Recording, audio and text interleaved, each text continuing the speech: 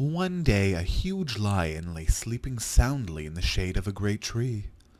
His strong legs were stretched out limply on the ground, and his shaggy head and powerful jaws looked very beautiful in repose, for the wicked teeth were covered and the fierce eyes closed. Two little mice, seeing him there, began to play about him, and finally one of them, much braver than the other, ran over to the lion's head, through his tawny mane, and beneath his great forepaw. The lion's rest was nearly over, and the little feet of the mouse tickled the huge beast into wakefulness. Opening one eye, he spied the mouse under his paw, and closed his big toes over his trembling prisoner. "What are you doing here, you miserable little mouse?" said the lion in a terrible roar. "Why do you disturb my noonday nap in the shade? I'll break every bone in your ugly little body." Down came the big toes, out sprang the awful claws, just as they do on the cat's foot when she dreams of hunting.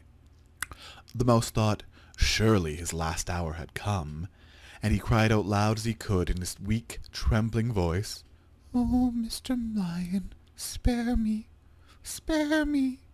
I didn't mean to disturb you, truly I didn't. You see, I was just playing, and your mane was so soft and beautiful, I couldn't keep out of it. And under your paws was just the place to hide, so here I came. I didn't mean any harm. I didn't think you'd care. Mr. Lion, don't kill me this time. I'll never do it again." "We'll see that you don't," growled the lion. "Killing you would be small business for me anyhow."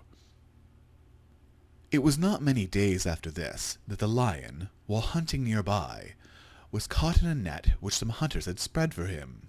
He struggled fiercely and roared in anger, but the more he rolled about and the harder he kicked and pawed, the more closely the net clung to him, till at last, weary with fighting, he lay bound and helpless, an easy prey for the hunters when they should return. The mouse, which the lion had spared, lived in a little nest of grass not far from where the lion was caught. He heard the faint noise of the struggle, and sat at home with a beating heart, afraid to venture out of doors while such a furious combat was going on. When the lion grew quiet, however, the mouse stole out, and soon saw what was the matter. "Oh, Mr. Lion," he said, "you are the very Mr. Lion that let me go that other day, aren't you? And now the hunters will kill you if you can't get away, won't they? I'll help you."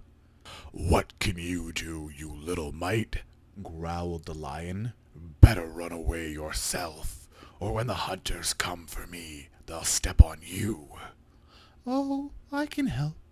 I can gnaw the ropes in two. I'd like to do it," said the mouse.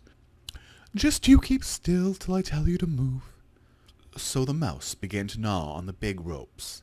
It was a hard task, and his lips grew sore, and his sharp teeth ached. But he kept on bravely till one after another the ropes gave way, and the king of the woods was almost free. "Wait just a few minutes more," said the mouse, as he paused to rest his little jaws. "Don't jump up till I get out of the way. I'll tell you when." In a little while the last rope was cut in two, and the mouse, scrambling down from the lion's big head, called out, "Now jump, Mr. Lion. You're free. Aren't you glad that you didn't kill me that other day?" The big fellow stood up on his feet, shook himself a few times, stretched his aching limbs, washed his face, and walked away. But just as he was going, he looked back over his shoulder and sang out, "Little friends are great friends."